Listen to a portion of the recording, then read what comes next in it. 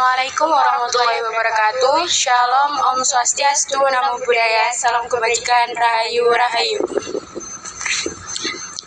Perkenalkan, nama saya Sylvia Ika Nurwahyuni dengan NIM 13-12-300-199. Perkenalkan, nama saya Genza Nurwahyu Agung dengan NIM 13-12-300-184. Perkenalkan, nama saya Aisyah dengan NIM 13-12-300-170. Di sini kami perwakilan dari kelompok 7 akan mewawancarai beberapa narasumber untuk menanyakan tentang lembaga negara sebagai tugas ETS kami dalam mata kuliah Hukum Tata Negara. Selamat siang, saya Sylvie dari FH. Dengan Bapak siapa? Dengan Bapak Dwi Andika. Di sini sebagai apa? Sebagai keamanan kampus. Saya di sini boleh bertanya kepada Bapak.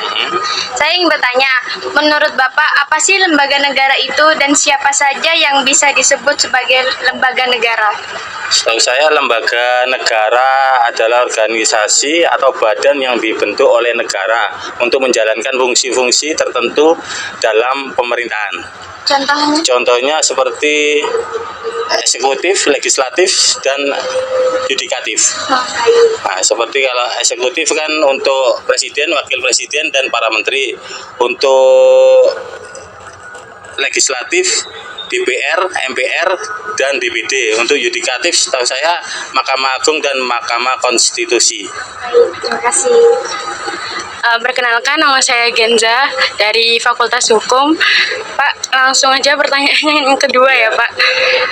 Menurut Bapak, apakah setiap masyarakat itu dapat disebut sebagai lembaga negara? Kalau itu nggak tahu ya. Jadi gini ya Pak, menurut Hans Kelsen, setiap individu ataupun orang dapat disebut sebagai suatu lembaga negara apabila berfungsi untuk menciptakan norma dan menjalankan norma sekaligus. Perkenalkan, nama saya Aisyah dari Fakultas Hukum. Mbak namanya siapa ya? Nama saya Alicia. Saya izin bertanya ya.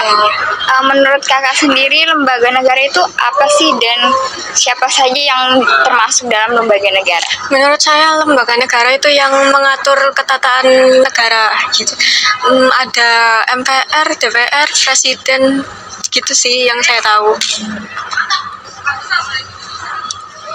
Saya Sylvie. Bapak dengan Mbak siapa? Alicia. Oke, aku akan bertanya ya. Iya. Bagaimana pendapat kakak tentang lembaga negara yang ada di Indonesia saat ini? Apakah sudah sesuai dan menjalankan tugasnya dengan baik? Menurut saya sudah beberapa lembaga negara ini sudah menjalankan tugasnya dengan baik sih. Oke, terima kasih. Ya. Selanjutnya pertanyaan yang ketiga ya Kak. Menurut kakak, apakah setiap masyarakat itu dapat disebut sebagai lembaga negara? Waduh, kalau itu saya kurang tahu. Jadi setiap individu itu dapat disebut sebagai lembaga negara apabila berfungsi untuk menciptakan norma dan menjalankan norma. Itu menurut Hans Kelsen. Oh, terima kasih ya. Iya, terima kasih ya. Terima kasih. Terima kasih. Sekian hasil wawancara dari kelompok kami. Terima kasih. Assalamualaikum warahmatullahi wabarakatuh.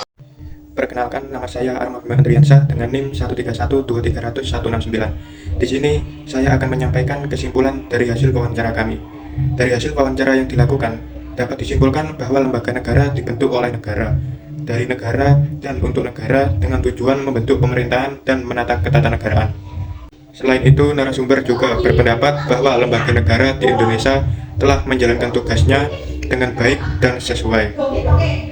Namun, dari wawancara juga terungkap bahwa masih banyak juga orang-orang yang tidak menyadari bahwa individu juga dapat dianggap sebagai lembaga negara jika mereka menjalankan dan menciptakan norma. Menurut Hans Kelsen, seseorang dapat dianggap sebagai organ negara jika mereka secara pribadi menempati kedudukan hukum tertentu, menjalankan fungsinya secara profesional, dan menerima gaji dari keuangan negara. Kesimpulannya, lembaga negara memiliki peranan penting dalam menjalankan pemerintahan dan menata ketatanegaraan. Selain lembaga negara yang sudah mapan, individu juga dapat berperan sebagai lembaga negara jika mereka memenuhi kriteria yang telah ditetapkan.